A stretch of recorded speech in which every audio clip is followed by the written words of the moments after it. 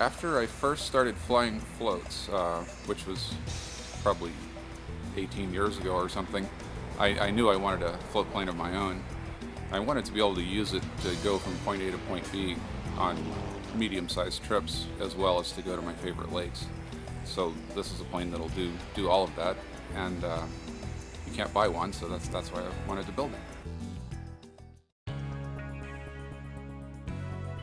I went to Wally Anderson and Synergy Air to take a fundamentals course on basic riveting and metalwork, and then with their assistance tackled the tail kit, and that's generally how people get started, is doing the tail kit first. The plane started as a quick build kit from Vans, which means they've done as much assembly as they're legally allowed to do. Gives quite a head start for the builder, but it's by no means done for you. And there's even a lot of parts that the builder has to actually make still, even with a quick build kit. Every process that they've done, you still have to go through many times. So it's a very time-consuming and tedious process at times, fun at times also. It took about 16 months of mostly full-time dedication with some gaps in there, and I'm sure there's at least 1,500 or 2,000 hours of labor into it.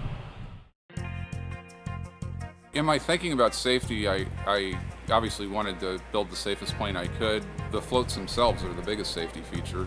If the engine quits, it gives me many more options for a normal landing. And if it's a really worst case scenario with rough terrain, the floats make the landing much more survivable. I wanted to have navigation ability that would be allowing me to operate in instrument weather. So I've got all that as a safety feature. Plus in my instruments, at least 3 of my main instruments involved in keeping the wings level or navigating, they all have battery backups. Color itself was chosen to be visible. Yellow is quite visible against any background, whether it's blue sky or white sky or gray, or whether over the desert or green fields, yellow shows up everywhere. So the floats and the backup batteries for all the instruments, having a wide variety of instruments, all add to safety. Well, the biggest innovation again is the floats. An RV has been on floats before, but it was an RV-6, and it was done some years ago by Eustace Bohe, and it worked out very well for him, but nobody's put an RV-7 on floats, and the question was there if it would work, but it works very well.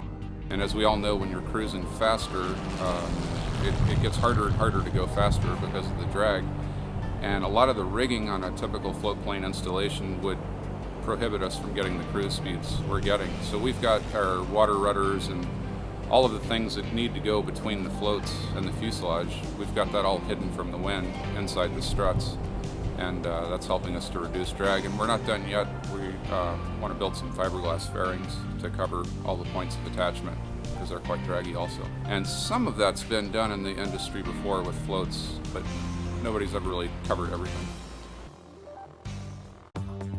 After all of the work that I've put into this and all the help I've gotten from very excellent people, it's totally exciting that it's actually airborne, and just to have a plane that meets these performance parameters is very exciting, and then to think that I built it myself and it's the only one like it is even more exciting. And this is the fun part, the reward at the end of it all.